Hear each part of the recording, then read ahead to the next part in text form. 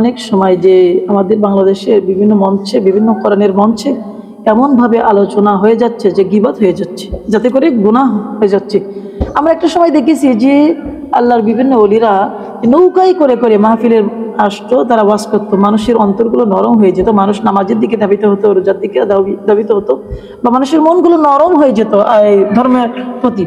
আর এখন দেখি আমরা যে অবশ্যই এগুলো দরকার আছে, কারণ আল্লাহ নবীজির একজন সাহাবী হযরত ওমর ছিলেন, তিনি হুঙ্কার দিয়ে কথা বলতেন। আল্লাহ নবীজির একজন সাহাবী ছিলেন আবু বকর, তিনি নরম স্বরে কথা বলতেন। এটা একটা খাসিয়াত, সবকিছুরই দরকার, সবকিছুর দরকার, কিন্তু গীবত যাতে না হয়, যে কাউকে উদ্ভট কথা বলে কোরআন মঞ্চটাকে আমরা যেন নষ্ট করে না ফেলি। রাজনৈতিক কথা অবশ্যই বলতে হবে, সেটা যেন পুরো 2.5 ঘন্টা বা 2 ঘন্টা যদি একটানা হয়ে যায়, সেক্ষেত্রে শ্রুতি মধুর নষ্ট হয়ে যায়। এই জন্য আমরা চেষ্টা করব যেটা বললে অবশ্যই উদু ইলা সাবিলি রাব্বিকা বিল হিকমাতি ওয়াল মাউইজাতিল হাসানা, যে কোরআনে আয়াত আছে, হিকমতের সাথে আমরা কাজ করার চেষ্টা করব ইনশাআল্লাহ। আলহামদুলিল্লাহ, আমরা অত্যন্ত দলিল ভিত্তিক আমরা আলোচনা মুহতারামের মুখ থেকে আমরা শুনেছি। আমাদের